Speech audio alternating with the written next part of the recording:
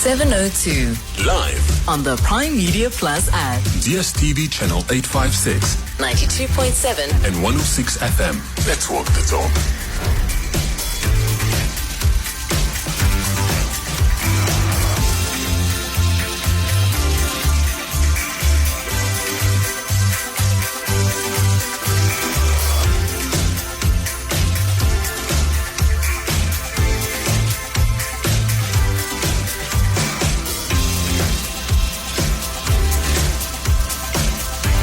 It's 7 minutes after 9 o'clock. Welcome to it. You're on 702. Great to have you with us. My name is Thabo Shole Mashao. I'm excited to be with you until 12. I'm not alone. The rest of the team is here, except Clement, of course, who was standing in for Bongani Bingwa and did a beautiful job in the morning. We will be touching on some of the things that Clement and the team spoke about, especially the DRC mission.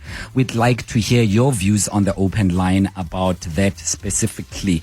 What do you make of it? Is it just wasteful expenditure that South Africa engaged into by sending the troops to join the SADC mission in the DRC? I want to know from you, was it worth it? I mean, people have died and South Africa paid a cost, capital cost, if you ask me.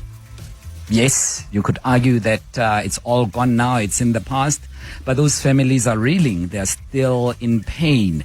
They're still heartbroken about their lost ones. Why did we even bother? Some may ask. And some will say the price of silencing the guns in Africa is more higher than any other cost that we could have paid. Great, but people have died. I want to know your views about that on the open line between now and 10 o'clock. Of course, I open the lines officially on 011-883-0702. 011 883-0702. Alternatively, you can send a voice note to 072-702-1702 on Twitter at IamFreeTSM. At IamFreeTSM. It's not Twitter anymore. It's X before you correct me. Yes, I know. I somehow default to Twitter. I don't know why. I'm yet to get used to it. I know it's X. X of Elon. But on a more serious note, on this open line, I want to find out from you a couple of things, right? We spoke about the DRC, which is something that you may want to touch on. I'm very much flexible to talk about that as well. There's a university in Japan. It says that it's got a policy. Let me quote it for you properly. An unwritten policy, staff policy, that no two people who are dating can work in that same university. One of you has to go. Spouses are not allowed to work in that university. They're citing a number of reasons, because you could pollute the work ethic. It could be uncomfortable for other people. It could even affect productivity. There's a court case underway in Japan for that particular university, because one of the couples, one partner in that relationship has taken the university to court to say, my hubby is working there and I want to work there. I was working well until we started dating and we got married and you got rid of me. Why didn't you get rid of him? Why can't both of us work at that university? And that's something that I want to find out from you. Have you experienced a relationship in your office? And what's your office policy? There's a bank in South Africa, one of the top banks in South Africa, which is also embroiled in a legal battle because they had lovers working in that particular bank, and there was a lover's tiff, and as a result, one lover tried to sabotage the other at the expense of productivity at the bank, and now the matter is in court. Just a messy situation. It's never a good idea, in my own opinion at least, to be involved with anyone at work. I don't think it works out well, but you could have a different experience. It could be that now you are married and you met at work and it works out fine. But what does it say about productivity? What does it say about the work ethic at work, the work culture, the office environment? Does it pollute it when you have lovers there? And I was telling my colleagues earlier on, the producers of this show, the amazing producers of this show, Zinhle Sinazo, that I used to work at another radio station in my other life, and we had a couple there. And they were married, and they were doing a show together. So it was not that awkward at the time, and they would have lunch together. I wondered, as Clement also wondered earlier on when I was speaking to him on the show, I wondered how that affected their home lives. When they get home, what do they do? Do they talk about work? Do they leave work at the door? And what really happens under such circumstances? Another matter that I thought I could bring to this table of an open line, the unemployment crisis for medical doctors, qualified medical doctors who still remain unemployed. The figures were pointing to 1,800 medical doctors who do not have jobs. Of course, there was a budget speech not too long ago, 48 hours ago or so, where the minister mentioned that there will be a budget to accommodate about 800 unemployed doctors, but 1,000 is still out in the cold. Why do we have unemployed medical doctors in a country such as ours, where health issues are so intrinsic to our everyday lives, where we have clinics, outlets, where we have hospitals that need doctors so badly? We complain that there's a shortage of doctors. When they're there, they don't find jobs. Some government officials would call in and say, but listen, when we advertise and open the posts and we say, come through, and we give them posts in the periphery areas such as the rural areas in Northwest, Free State, or any other areas that would be away from the urbanized space, they do not take up those opportunities because everyone wants to work in Joburg. Everyone wants to be in Cape Town. Everyone wants to be in Durban. No one wants to service those areas out there. Why? So what do we really do under such circumstances? What do we do? Because health, as we all know, is paramount to the existential prosperity of any economy. So I want to hear from you. 011-883-0702. 011-883-0702. The lines are officially opened and I would love to hear from you. Alternatively, send a voice note to 072-702-1702. And to that very same number, you can also send a text message. By the way, as I always say, an open line is an opportunity to raise any other issue that you would like to bring on the table. Don't feel the need to confine yourself, your comments, your commentary, and your sessions only to what I have put on the table. No.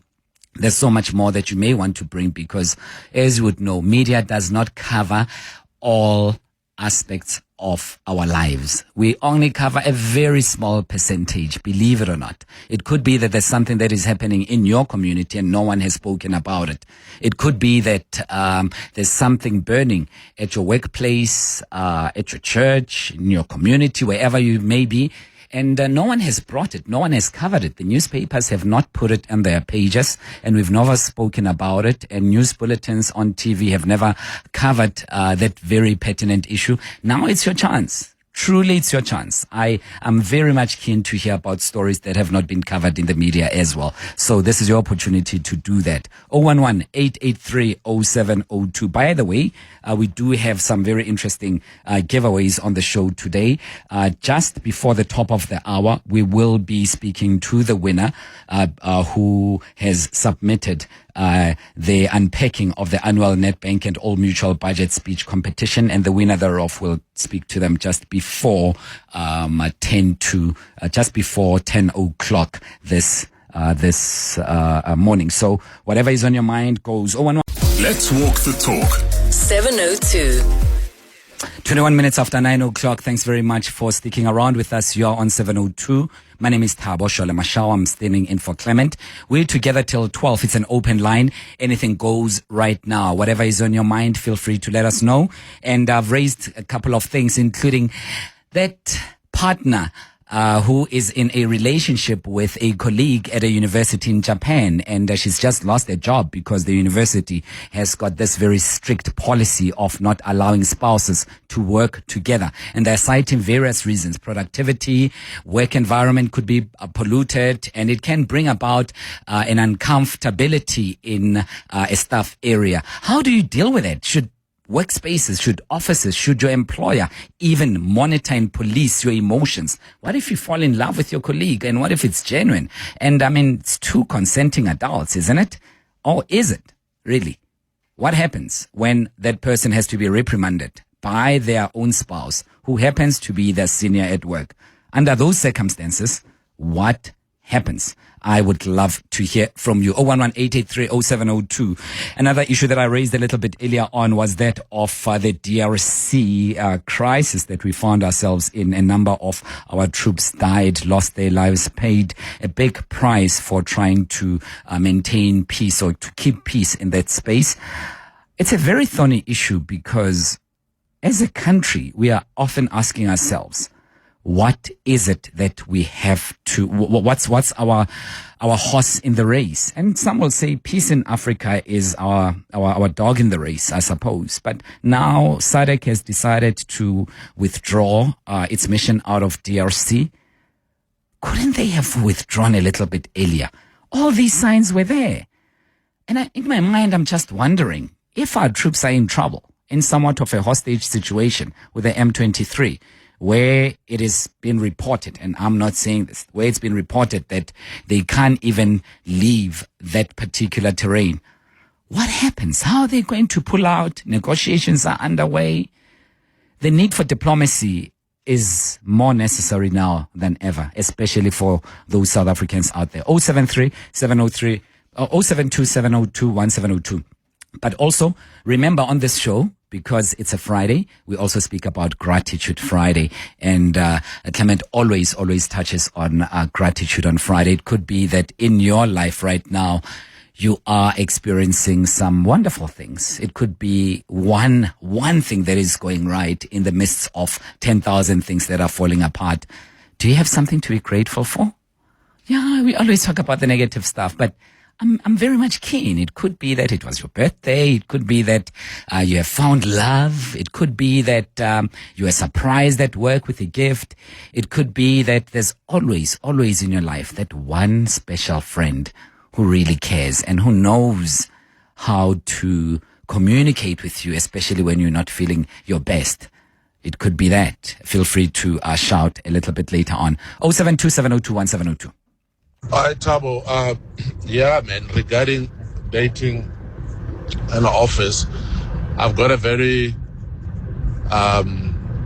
close friend of mine, and he met his wife at his workplace.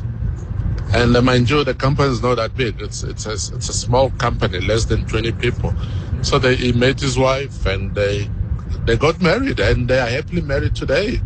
After they've been staying together over 10 years and got two beautiful children, kids, and they're still working the same company until today.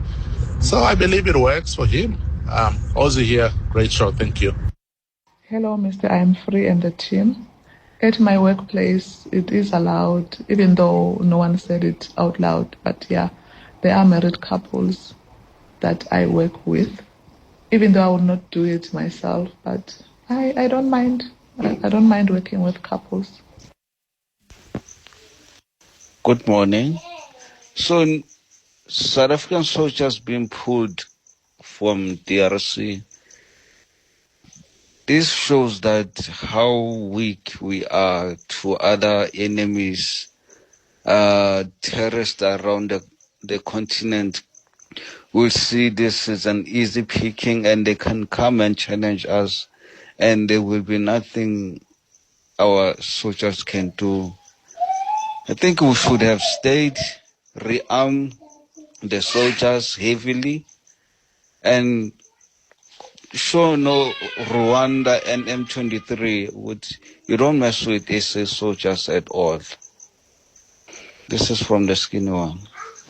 Thabo, what baffles me in those whole unemployed doctors issue in this country is that you see unemployed South African doctors every single day. But you go to any hospital in South Africa, there is a significant number of foreign doctors that are working, that are employed, that are getting the salary, are able to feed their families. I will never understand how that happens. I will never understand how this government continues to make us fight with our fellow brothers and sisters. How does a South African doctor feel when he can't feed his family, when he went to school for 6-7 years, when there's people from outside who are living a lavish life, it's really, really, I will never understand. Good morning, 702 and the listeners. It's Nginga Masego from Gotema here. My take related to the unemployment of, or rather the rising of unemployment of doctors' professions. If South Africa can actually put South African first, with babanikeza imisebenzi abo doctor basebenze, and then all the not South African nationalities bagcine ngabo, I think that would actually be fair for South Africans. Yeah, that's my take. Thank you. Yeah, and those are very valid points, and I don't want to fight with anyone at all, but I suspect that's how it works. And in some instances where people are coming from outside the country legally, of course, through proper channels, have displayed special skills in the medical field, would often be allowed to jump through and offer those skills to us that we need. I know that when I was still in the school governing body of one of the high schools in the West Rand, we had a responsibility of shortlisting the teachers. And when we were opening the packs and someone was a foreign national, qualified and otherwise, we would prioritize a South African unless that person was more qualified and was bringing a special skill. But there was that need to prioritize local teachers. I don't know if it's the same in the medical space. I've never worked in that space, but I hear your logic. And it must be a little bit worrying. However, how do you respond to the fact that many of these candidates don't want to work elsewhere? They just want to work here in Joburg, in urbanized areas, and they don't want to apply their skills to implement what they've learned in school in areas where help is most needed. I'm sure it's their right to say no and to decline where they've been given those particular posts. But how then do you do that? Because the shortage may be there and they may not be keen to occupy those spaces. It's a very interesting one, and I would love to hear from you. It could be that you are in that space. It could be that you are one of those doctors who's unemployed and you want to share your plight with us. I really can't wait to hear from you. Pick up a phone and give us a shout and give us your lived experience, because at times it's very much easy to speak behind the microphone and, spit out all these platitudinal comments and assertions about this, that, and the other without having that necessary experience. And if you're a doctor or if you're in that space, let us know. 011-883-07. Sfiso Zulu will tell us what's the latest on Eyewitness News headlines. Good morning, Sfiso. Thanks, Thabo. Good morning. KwaZulu-Natal Emergency Services say they are on standby to assist residents affected by floods. There were heavy downpours in most parts of the province last night, with Pinetown being the most affected. Paramedics found the body of a woman in the area after her vehicle was washed away by floods. The South African Weather Service has issued a level 6 warning for thunder showers and damaging winds for KZN today. Disgraced Pastor Stephen Zondo will return to the Pretoria High Court this morning to learn his fate as he seeks to have the rape charges against him dismissed. Zondo brought the application before court in February. The Archbishop of the Rivers of Living Water Church is accused of raping and sexually assaulting several women who were his congregants and employees. And the ANC says cutting off ministerial perks would not have generated enough revenue to fund South Africa's 2.7 trillion budget. The party says increasing value-added tax by 1 percentage point over the next 2 financial years was the only solution for government to continue funding its critical programs. Yesterday, it held the media briefing in Johannesburg, expressing its total support for the country's budget. And those are the headlines. This EWN and more at 10 or as it happens. EWN Traffic. Well, our roads are looking pretty good at this hour. No serious accidents have been reported. Just look out for those faulty traffic lights, though, in the four-ways area at Cedar and Witkoppen. There's also traffic lights not working. Kyalami, R55 and Main. Some good news if you're heading towards Sandton. Those traffic lights at Grayston and the M1 have been restored and traffic is flowing nicely this morning. However, traffic lights are also still not working in the Pretoria area, Groenkloof at Christina de Wit and Eupheus, as well as in Centurion at Roy Hayes Kraal Road and Eitzig. I'll have your next Eyewitness News traffic. 7:02 Let's walk the talk on 92.7 and 106 FM.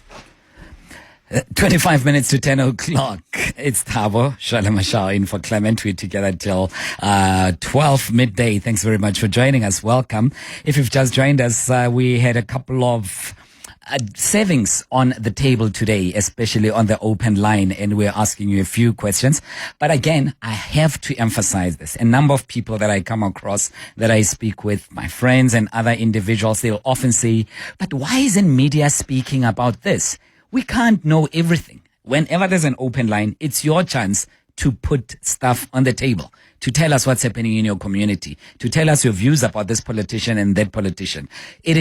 That's why we have an open line. So I think this is very, very important that for you to give us a shout on anything that you'd like to speak about. But I've put a couple of things of my own on the table, and including that article that came out in the Citizen today about a university in Japan, where one partner in a spousal relationship was terminated, whose contract was terminated because they were just in a relationship with a colleague. The university argues that they've got an unwritten policy that no spouses should be working together in the same environment. So, do work environments have got do they have the power to do that? Why should they have so much power? But I have to let you know, if I was running a huge office, I would consider that policy. What happens if you come to work and you had a bad night and you were fighting with each other? You found out that your partner is cheating and you can't just bear the sight of him at that particular point. You loathe him or you loathe her so much, and he or she's your boss and you must take instructions from them and you don't feel like talking to them at all. What happens under those circumstances? And the politics of the office, the scannering, the factional battles, I'm not a big fan of that. Truly, I must confess, I'm not. Maybe you want to argue with me on that one. I'm happy to show you my viewpoint. Show me yours. Feel free. 011-883-0702. I'd love to hear from you. During the break, I was talking to our technical producer, Abel, that you often hear about. Abel says that he's going to be walking in the streets of Johannesburg today. It just brought to my mind, I don't go to the city, to the CBD unless I truly have to. Unless it is truly pressing. I try to avoid that side of town because of the danger that comes with it. People will come behind you and they will grab you by the neck and they will grab your phone. I've seen so many of those incidents. I don't want to experience it myself. When last were you in the CBD? Do you feel safe when you're walking around the CBD? Not just Joburg, it could be any other CBD. Do you feel safe? I feel that we should do more about this, about our CBDs. We should make them safer. We should have more security.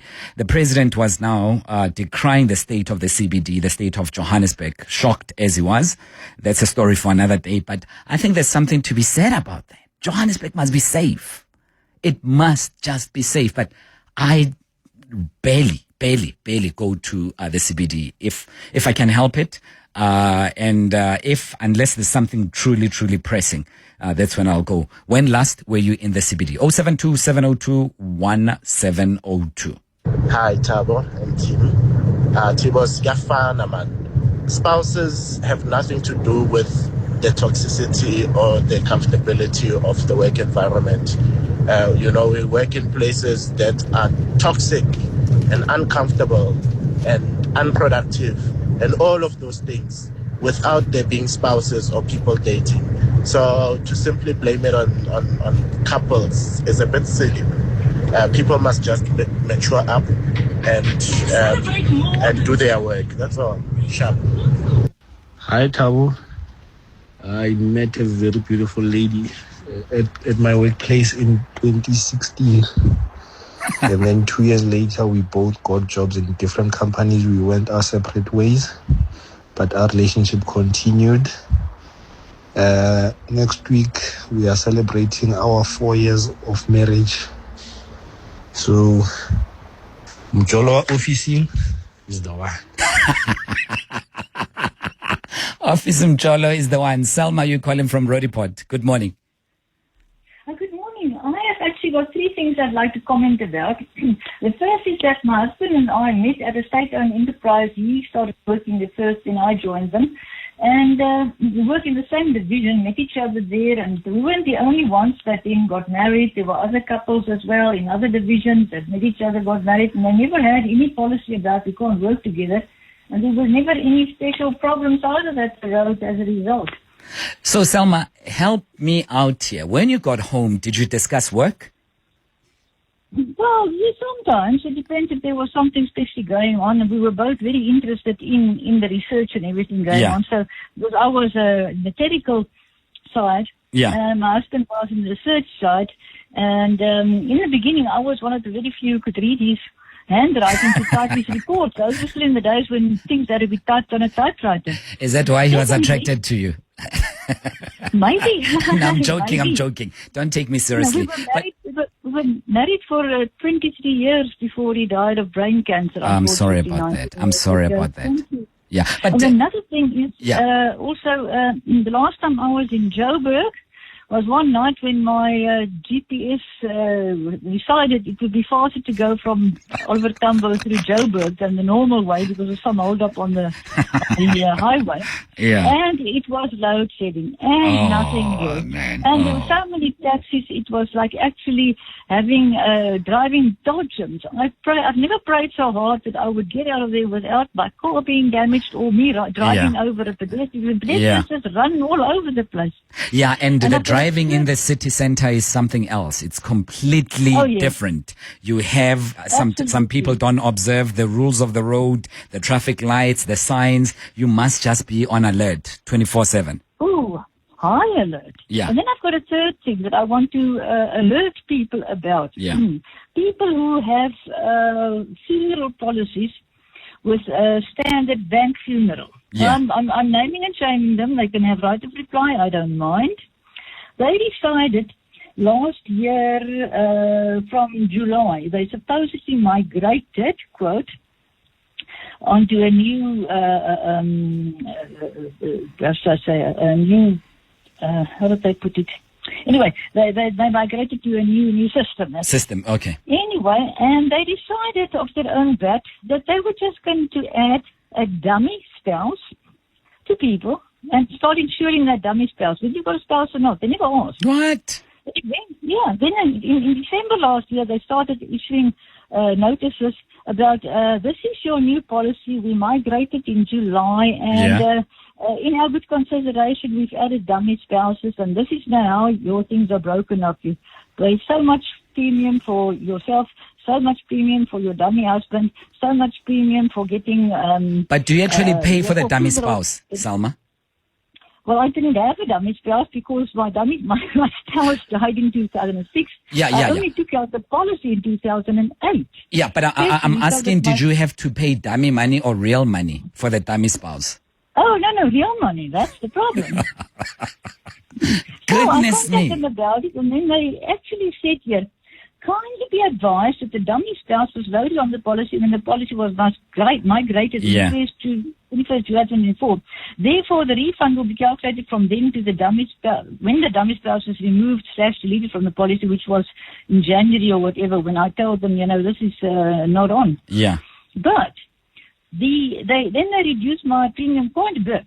But meantime, they didn't increase the premium from July. They've been charging me a much higher premium than what they were supposed to for the last 5 years. And you called them, they said what? They've been back for the last 5 years. So I want people to know, if you have a funeral policy with standard bank funeral services, check your policy. Okay. So, Selma, sure. Yes. I just want to ask you, did you call them and what did they say to correct this? Yeah, No, that's what I sent them quite a few emails, and I'm reading specifically here from what they said. They said, kindly be advised that the dummy spouse was loaded on the policy when the policy was migrated on the 21st July 2024. Yeah, I got that.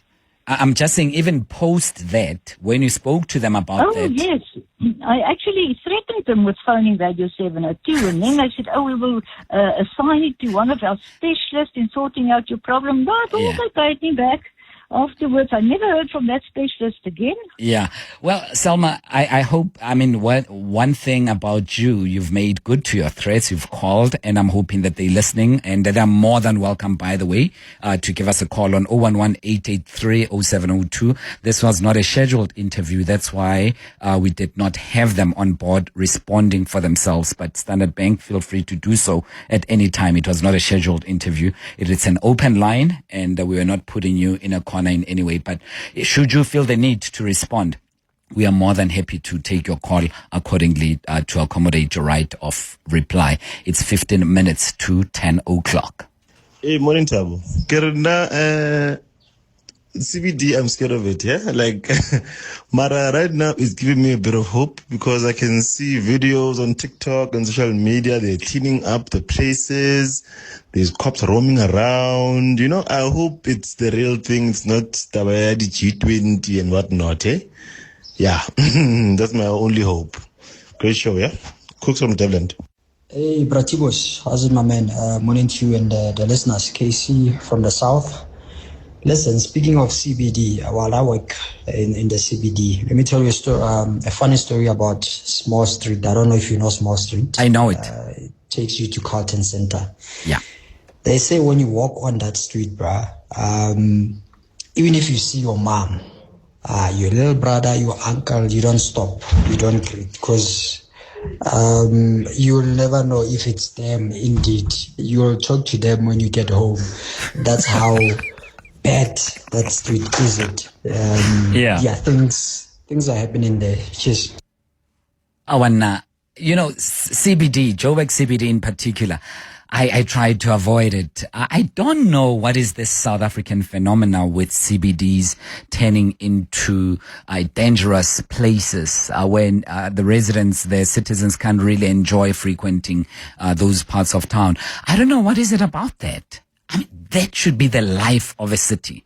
I don't want to be one of those guys who are always nostalgic about the good old past, the good old days and all of that. But there was a point, if you could remember, and if you're old enough, where Joburg was Joburg. You really wanted to go there. Carlton Center was like the Centon. You knew that you'd find love, clothes, and good food, and everything else in between. But why can't you preserve that? Why can't you preserve that? I hope the mayor is listening. I hope the people who are in charge of the city of Joburg are listening, and they will do something to revive the city, make it safe at least, even if you can't aesthetically look after it, but at least make it safe. 011-883-0702, and let's go to your voice notes on 072-702-1702. Hi, Thabo. It's Nelson here in Soweto. I welcome the withdrawal of our troops from the DRC. It's a lot. I think we're spending about $100 million there. So that's money that we can actually use to better equip our borders, right? And then 2, nobody actually addressed the issue of corruption within the DRC army. And 3, it's a resource curse that we are dealing with in the DRC. So it's deeper than actually saying, no, we're on a peacekeeping mission, And our soldiers were getting pregnant, guys. So maybe they should just come back home and then we do SEX education. You know what I mean? So I'm aware, guys. Come back home, Sianamugel. Hi, Thabo. It's interesting that you have 2 topics that are kind of linked, where you're talking about people that are dating at work, and then you're talking about the whole Congo situation. Isn't it funny that the troops that were deployed at the DRC, some of the women were pregnant, working at work, doing what they're not supposed to be doing? Well, yeah, people do date at work. People are married at work. And as long as they're not in the same department, I think it's fine, or reporting to each other. Quick story. I used to work for a newspaper in my other life some time ago. And I had great friends in our team, in our newsroom at the time when we were covering various stories. We'd go out and together and have great time. And I left that space to go into broadcasting and do other things. A year later, I was invited to a wedding of my colleagues. And at that wedding, I discovered that they were dating behind my back. I didn't even know that they were dating when we were working in that space. So there goes. Love in the office. Perhaps that's the right place to find love, isn't it? 10 minutes to 10.